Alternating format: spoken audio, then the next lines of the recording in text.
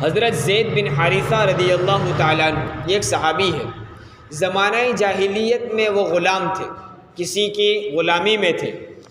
حضور اکرم صلی اللہ علیہ وسلم نے بازار عکاظ میں سے ان کو خریدا تھا۔ اس زمانے میں غلاموں کا رواج تھا، غلاموں کو خریدا جاتا تھا۔ حضور صلی اللہ علیہ وسلم نے ان کو خریدا اور خرید کر ان کو اپنی غلامی میں نہیں رکھا بلکہ آزاد کر دیا۔ حضور نے ان کو خرید کر آزاد کر دیا۔ وہ بہت کم عمر تھے، آپ صلی اللہ علیہ وسلم کا ان کو خرید کر آزاد کرنا یہ بھی ایک بہت بڑا احسان تھا۔ وہ غلامی کی زنجیروں سے نکل گئے، لیکن حضور اکرم صلی اللہ علیہ وسلم نے چونکہ وہ کم عمر تھے اس لیے ان کو اپنا منہ بولا بیٹا بنا لیا۔ حقیقی بیٹے تو نہیں تھے، حضور اکرم صلی اللہ علیہ وسلم کے حقیقی بیٹے اور تھے جو بچپن ہی میں انتقال کر گئے تھے، اور حقیقی بیٹیاں تھیں وہ بھی آپ صلی اللہ علیہ وسلم کی موجودگی میں 3 کا انتقال ہو چکا تھا۔ ایک حضرت فاطمہ رضی اللہ تعالیٰ عنہ حیات تھی، وہ بھی حضور کی وفات کے فوراً کچھ عرصے ہی میں ان کا بھی انتقال ہو گیا تھا۔ تو حضرت زید بن حارثہ رضی اللہ تعالیٰ عنہ آپ کے حقیقی بیٹے نہیں تھے، خونی رشتہ نہیں تھا، لیکن حضور نے ان کو اپنا لے پالک بنا لیا تھا، منہ بولا بیٹا بنا لیا تھا۔ اس وجہ سے مکہ والوں میں حضرت زید رضی اللہ عنہ کو لوگ زید بن محمد سے پہچانتے تھے، ان کو زید بن محمد ہی کہتے تھے۔ اور مکہ والوں میں رواج تھا کہ جس طرح حقیقی بیٹے کے ساتھ باپ کا نام بولا جاتا ہے، اسی طرح لے پالک اور منہ بولے بیٹے کے ساتھ بھی باپ کا نام بولتے تھے، یہاں تک کہ جو احکام اور جو تعلق حقیقی بیٹے کے ساتھ رکھا جاتا تھا وہی پورا تعلق منہ بولے بیٹے کے ساتھ بھی ہوتا تھا۔ اسی وجہ سے باپ کے مرنے کے بعد میراث کا مال جس طرح حقیقی بیٹے کو دیتے تھے اسی طرح منہ بولے بیٹے کو بھی دیتے تھے، وہ اہل عرب کا رواج تھا، لیکن یہ شریعت کے مزاج کے خلاف تھا۔ اس لیے قرآن کریم نے منع کر دیا کہ جو احکام حقیقی بیٹے کے لیے ہے، خونی بیٹے کے لیے ہے، وہ احکام منہ بولے بیٹے کے لیے نہیں ہے۔ اس کی تردید کی وہ آیتیں بھی اسی صورت کی شروع میں پیچھے تفسیر کی مجلسوں میں گزری، اس کی تفسیریں بھی آئی۔ تو اس لیے قرآن نے تاکید کی کہ تم جب بھی کسی کا نام لو تو اس کے حقیقی باپ کے ساتھ نام لو، تاکہ کسی کو شبہ نہ ہو۔ اگر تم اس کے باپ کے نام کے بجائے جس نے اس کو پالا ہے اس کا نام لوگے تو لوگوں میں مشہور ہو جائے گا، لوگ سمجھیں گے اسی کا بیٹا ہے، اس کے مرنے کے بعد میراث کا مال بھی اس کو دیا جائے گا، اس لیے قرآن نے منع کیا۔ اس وجہ سے صحابہ رضی اللہ عنہم نے جو اب تک زید بن محمد سے پہچانے جاتے تھے حضرت زید رضی اللہ عنہ، ان کو اب زید بن محمد کہنا بند کر دیا، اور ان کے حقیقی جو باپ تھے حضرت حارثہ ان کے نام سے پکارنے لگے زید بن حارثہ کہہ کر۔ یہ حضور صلی اللہ علیہ وسلم کے پاس رہے، آپ ہی نے ان کی تربیت کی، ان کو پالا، ان کے خرچے اٹھائے اور ان کو بڑا کیا۔ جب حضرت زید بن حارثہ رضی اللہ تعالیٰ عنہ جوان ہو گئے تو حضور صلی اللہ علیہ وسلم نے ان کا نکاح یعنی زید کا نکاح اپنی پھوپھی زاد بہن حضرت زینب بنت جحش رضی اللہ تعالیٰ عنہ سے کرنا چاہا۔ حضرت زینب رضی اللہ عنہ آپ صلی اللہ علیہ وسلم کی پھوپھی کی بیٹی، تو حضور نے چاہا کہ میری پھوپھی کی جو بیٹی ہے انہی سے زید کا نکاح کر دیا جائے۔ چنانچہ حضور اکرم صلی اللہ علیہ وسلم نے حضرت زید رضی اللہ عنہ کے نکاح کا پیغام زینب بنت جحش رضی اللہ تعالیٰ عنہ کو دیا کہ میں اس زید کا نکاح آپ سے کروانا چاہتا ہوں۔ لیکن حضرت زینب رضی اللہ تعالیٰ عنہ خاندان قریش میں سے تھی، شریف خاندان میں سمجھا جاتا تھا، حضور صلی اللہ علیہ وسلم کے خاندان سے تھی، اعلیٰ خاندان نسب کے لحاظ سے وہ برتر تھی۔ اور حضرت زید رضی اللہ تعالیٰ عنہ اگرچہ ابھی غلام نہیں تھے لیکن ان پر ایک زمانے میں غلامی کا داغ لگ چکا تھا۔ اہل عرب غلام کو بھی کمتر سمجھتے تھے، اور جو ایک زمانے میں غلام رہ چکا وہ اگرچہ ابھی آزاد ہو چکا لیکن اس پر غلامی کا داغ لگ گیا تو وہ دوسرے آزاد لوگوں کے مقابلے میں کم درجہ ہوتا تھا۔ اس لیے حضرت زید رضی اللہ تعالیٰ عنہ اگرچہ اس وقت آزاد تھے، حضور نے آزاد کر دیا تھا، لیکن پہلے غلام رہ چکے تھے، اور حضرت زینب رضی اللہ تعالیٰ عنہ تو پہلے سے آزاد اعلیٰ خاندان کی، نسب بھی ان کا برتر تھا۔ اس لیے حضرت زینب رضی اللہ تعالیٰ عنہ نے یہ رشتہ منظور نہیں کیا کہ میں زید سے نکاح نہیں کروں گی، میں خاندان کے لحاظ سے اس سے بڑی ہوں۔ آپ کے خاندان والوں نے بھی اور حضرت زینب کے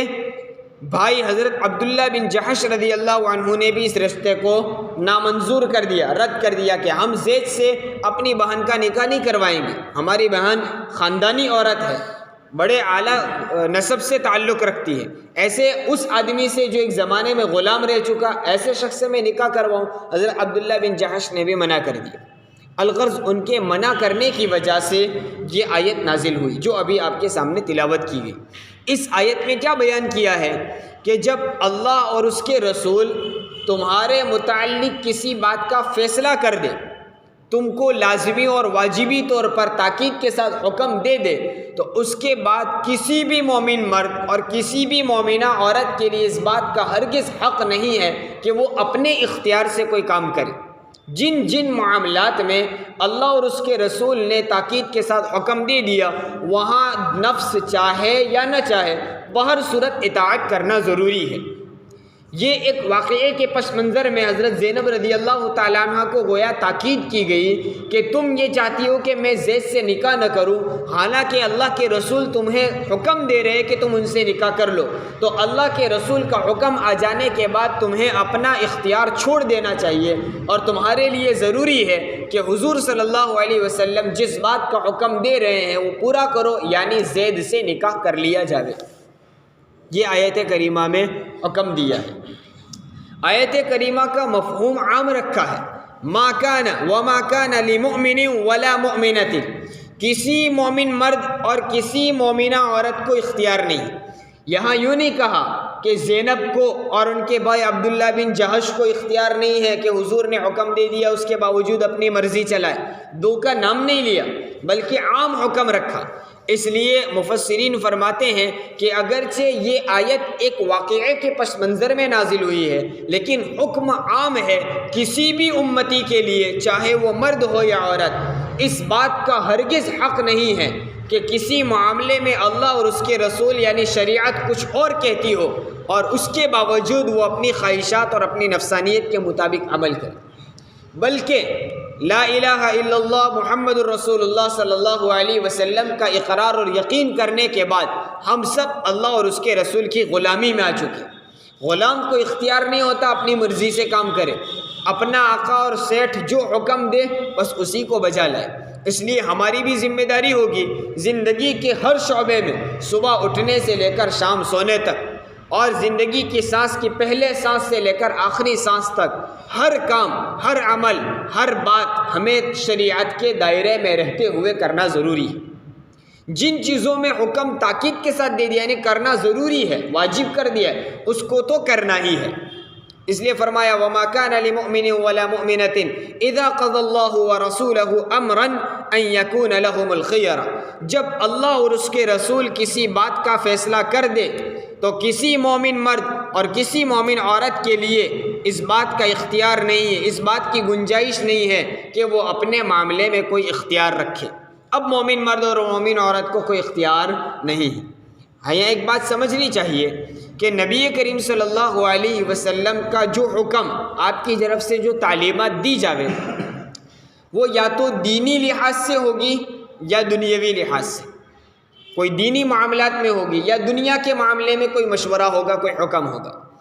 جہاں جہاں حضور صلی اللہ علیہ وسلم دینی امور میں کوئی حکم دے اس کو بجا لانا تو بہر صورت ضروری ہی ہے۔ ہاں،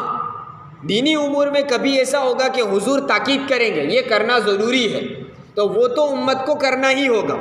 اور کبھی ایسا ہوتا ہے کہ حضور تاکید نہیں فرماتے، یعنی یہ نہیں کہتے کہ کرنا ضروری ہے، بس یوں فرماتے کہ کر لو،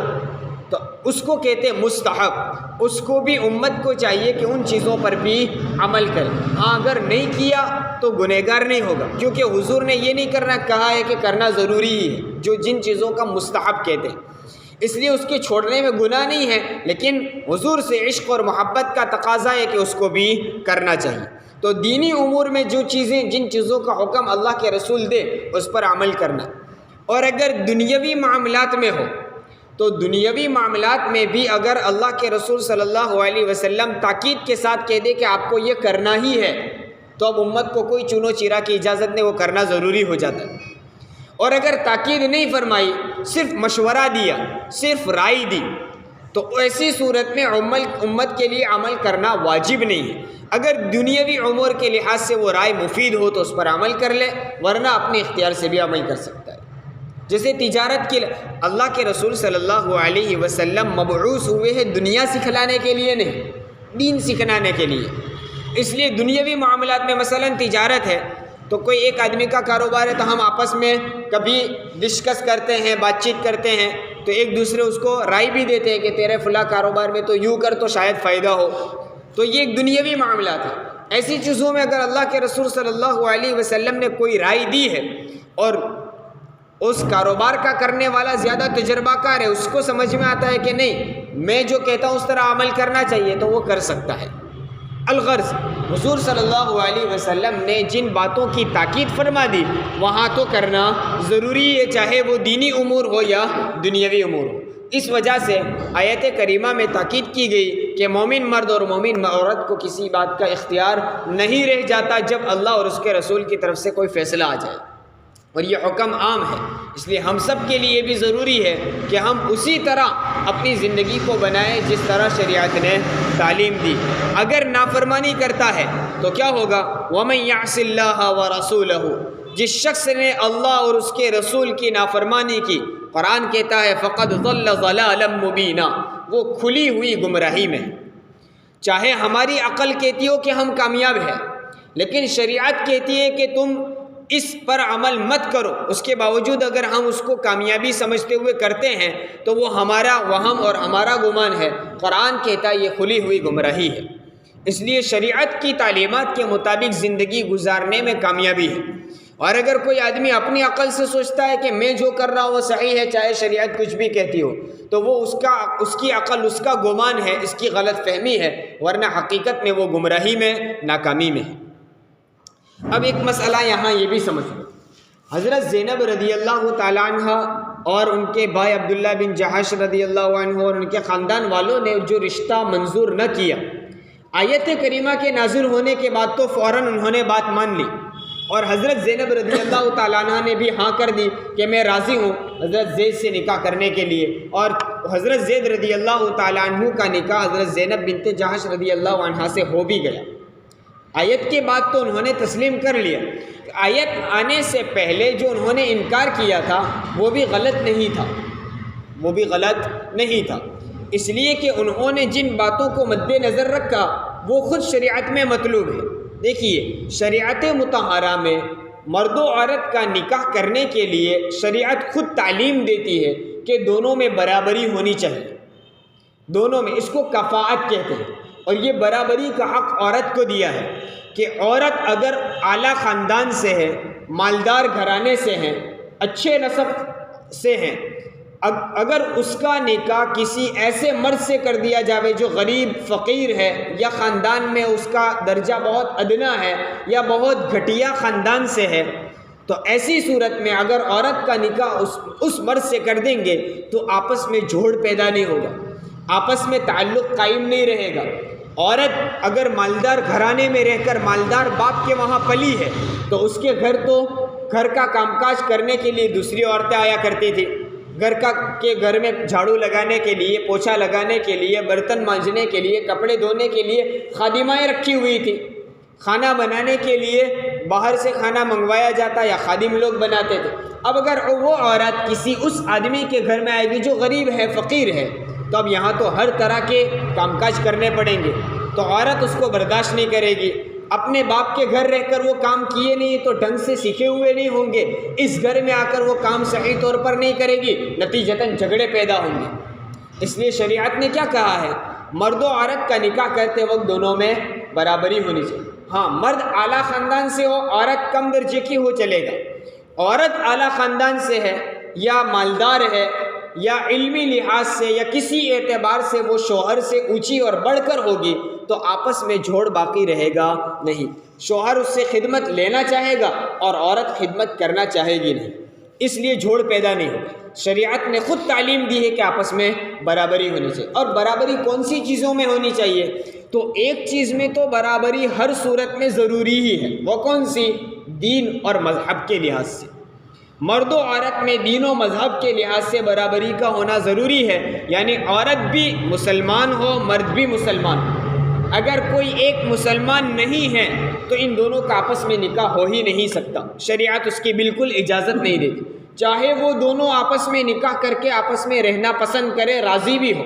پھر بھی اگر دونوں کا مذہب صحیح نہیں، یعنی دونوں مسلمان نہیں ہیں، تو نکاح بالکل درست نہیں۔ اس کے علاوہ مالی اعتبار سے، نسبی اعتبار سے بھی دونوں میں برابری کا ہونا ضروری ہے۔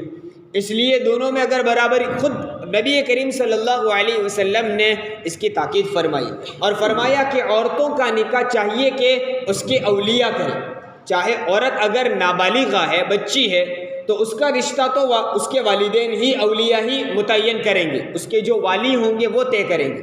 لیکن اگر عورت بالغہ ہو تو وہ سمجھدار ہے، عقل مند ہے، عاقلہ ہے، بالغہ ہے، پھر بھی شریعت چاہتی ہے کہ اس کا رشتہ اس کے والی طے کرے، وہ خود طے نہ کرے۔ حیا کا تقاضا بھی یہ ہے کہ وہ عورت خود اپنا رشتہ خود طے نہ کرے، اس کے والی طے کرے، اس کے ماں باپ کو یہ حق دیا ہے وہ طے کرے۔ اب نسبی رشتے میں بھی برابری ہونی چاہیے، تو خاندانی اعتبار سے تو خاندان کا تعلق صرف اس عورت کے ساتھ نہیں ہے، اس کے پورے خاندان اس میں جڑے ہوئے ہیں۔ اگر عورت اپنی پسند کے مطابق کسی کمتر لڑکے سے نکاح کرے گی تو عورت کے خاندان والوں کی بھی ناک کٹے گی، اس لیے شریعت نے کہا خاندان والوں کو بھی ایک حق دیا ہے۔ لہٰذا عورت اگر بالغہ ہو وہ نکاح کر لے گی تو نکاح وجود میں آ جائے گا، لیکن خاندانی اعتبار سے برابری ضروری ہے، اس لیے خاندان والوں کو حق دیا ہے۔ اس لیے شریعت نے کہا اولیاء کو چاہیے کہ وہ رشتہ طے کریں۔ اور حیا کا تقاضا بھی یہ ہے، عورت اگر خود اپنے لیے اپنے شوہر کو تجویز کرتی ہے تو یہ بے حیائی سے معلوم ہو۔ ہاں اگر کوئی شوہر ایسا باکمال ہو اور عورت خود اس کو پسند کر لے کہ میں اس سے نکاح کرنا چاہوں گی، اور اس شوہر میں بھی ایسے کمال واقعتاً موجود ہو، تو پھر وہ بے شرمی نہیں، جیسا کہ حضرت خدیجۃ الکبریٰ رضی اللہ تعالی عنہا نے خود اپنے لیے اپنے نکاح کا پیغام خود سے حضور صلی اللہ علیہ وسلم کو دیا۔ تو یہ تو بے شرمی نہیں، یہ تو کمال کی بات ہے کہ اس خدیجۃ الکبریٰ رضی اللہ تعالیٰ عنہ نے اپنے لیے ایسے شخص کو چنا جو دنیا اور آخرت دونوں جہاں کا سردار ہے، تو وہ تو کمال کی بات ہے۔ بہرحال شریعت نے یہ کفاءت کا مسئلہ بیان کیا کہ دونوں میں برابری کا ہونا ضروری ہے، ورنہ دونوں میں میل نہیں رہے گا، جھگڑے پیدا ہوں گے۔ اسی وجہ سے حضرت زینب رضی اللہ تعالی عنہ نے اولاً منع کیا۔ اب سوال پیدا یہ ہوتا ہے کہ جب شریعت خود کہتی ہے کہ دونوں میں برابری ہونی چاہیے، تو پھر حضور صلی اللہ علیہ وسلم نے حضرت زید کا نکاح حضرت زینب سے کرنے کا کیوں کہا؟ جب حضرت زید غلامی میں تھے ایک مرتبہ، وہ لوگوں میں زینب کے مقابلے میں کم درجہ سمجھے جاتے تھے، تو پھر نکاح کی تاکید حضور نے کیوں فرمائی؟ تو یہ یاد رکھنا چاہیے، دونوں میں برابری جو ہے دینی لحاظ سے تو بہر صورت ضروری ہے، لیکن مالی اعتبار سے اور خاندانی اعتبار سے برابری جو ہے وہ ایک عورت کا حق ہے۔ لیکن شوہر میں اگر کوئی خاص کمال ہو تو اس حق کو چھوڑا جا سکتا ہے۔ اسی وجہ سے ایسا نہیں ہے کہ کوئی مالدار عورت غریب شوہر سے نکاح کر ہی نہیں سکتی، ایسا نہیں ہے۔ ہاں کوئی مسلمان عورت غیر مسلم لڑکے سے نکاح ہرگز نہیں کر سکتی، نکاح وجود میں ہی نہیں آئے گا، حلال ہی نہیں ہوگی، یہ دینی حق ہے اس وجہ سے۔ لیکن مالی اور خاندانی جو حق ہے، اس اعتبار سے اگر عورت اپنا حق چھوڑنا چاہے، شوہر میں اگر کوئی ایسا کمال ہے کہ وہ خاندانی لحاظ سے بہت بڑا نہیں ہے، مالدار بھی نہیں، لیکن عالم دین ہے یا دین کا داعی ہے، دیندار آدمی ہے، شریف ہے، شرافت اس میں ہے، تو عورت بھی چاہے کہ اگرچہ میں مالدار ہوں اور اعلیٰ خاندان کی ہوں، وہ میرے سے کمتر ہے خاندان کے لحاظ سے، مال کے لحاظ سے، لیکن ہے تو دیندار یا عالم دین ہے یا تبلیغ میں جڑا ہوا دین کا داعی ہے، ایسا آدمی ہے، تو پھر عورت اپنا یہ حق چھوڑ کر اس سے نکاح کرنا چاہے تو کر سکتی ہے۔ اور ایسے واقعات دور نبوی میں بھی بہت سے ہوئے کہ حضور صلی اللہ علیہ وسلم نے کسی صحابی میں ایسا کمال پانے کی وجہ سے نکاح کروایا، حالانکہ وہ خاندان کے لحاظ سے عورت اور بیوی سے کمتر تھے، پھر بھی نکاح کروایا۔ یہاں بھی حضور صلی اللہ علیہ وسلم نے حضرت زید رضی اللہ تعالیٰ عنہ میں کمال دیکھا، وہ صحابی رسول تھے، اللہ کے رسول کی تربیت میں پلے ہوئے تھے، اس وجہ سے حضور نے فرمایا کہ زینب سے ان کا نکاح کروائے، اگرچہ خاندانی لحاظ سے وہ کم تھے، حضرت زید رضی اللہ تعالیٰ عنہ غلامی میں رہ چکے تھے، لیکن ان میں کمال ایسا تھا، اس وجہ سے حضور صلی اللہ علیہ وسلم نے حکم دیا نکاح کا۔ معلوم یہ ہوا کہ عورت اور مرد میں خاندان اور مال کے اعتبار سے بھی برابری ہونی چاہیے، لیکن اگر شوہر میں کوئی ایسا خاص کمال ہو، دینی اعتبار سے بطور خاص کوئی کمال ہو، تو ایسے موقع پر عورت اپنا یہ حق چھوڑ دے، اپنے اعلیٰ خاندان ہونے کے باوجود کسی کم درجے کے خاندان سے نکاح کرے تو وہ کر سکتی ہے، یہ نکاح ہو جائے گا، اس سے انکار نہیں۔ ایک بات آخری ہے کہ جو شریعت نے یہ تعلیم دی ہے کہ مرد و عورت میں آپس میں خاندانی لحاظ سے برابری ہونی چاہیے، اس کا مطلب یہ نہیں ہے کہ کم درجے کے خاندانوں کو ذلیل اور حقیر سمجھا جائے، اس کی تعلیم شریعت نہیں دیتی۔ شریعت کی نگاہ میں تو وہی اللہ کے نزدیک محبوب اور پسندیدہ ہے جو تقوی والا ہو۔ اللہ کے دربار میں کسی کا درجہ اور مرتبہ خاندان کے لحاظ سے، مالداری کے لحاظ سے، علاقے کے اعتبار سے، کالے اور گورے ہونے کے اعتبار سے نہیں ہے۔ اللہ کے دربار میں مقبولیت تو تقوی ہی کے لحاظ سے۔ لیکن نکاح کے موقع پر یہ تعلیم اس لیے دی ہے تاکہ آئندہ چل کر شوہر اور بیوی میں جھگڑے نہ ہوں، دونوں کا مزاج نہیں جمے گا۔ ایک مالدار خاندان کی عورت ہوگی تو وہ اس کا مزاج کچھ اعلیٰ درجے کا ہوگا، اس کی رہن سہن اور اس کے ملنے جلنے کے طریقے جدا گانے ہوں گے۔ اب اگر وہ ایسے شوہر کے پاس آئے گی جو غریب ہے، فقیر ہے یا خاندان کے لحاظ سے کم درجہ ہے، تو آپس میں جوڑ پیدا نہیں ہو سکتا۔ اس وجہ سے شریعت نے آپس میں جوڑ رہے، اس لیے یہ کفاءت کا، برابری کا حکم دیا ہے۔ اللہ تبارک و تعالیٰ قرآن کے پیغام کو صحیح معنی میں سمجھنے اور عمل کرنے کی توفیق دے۔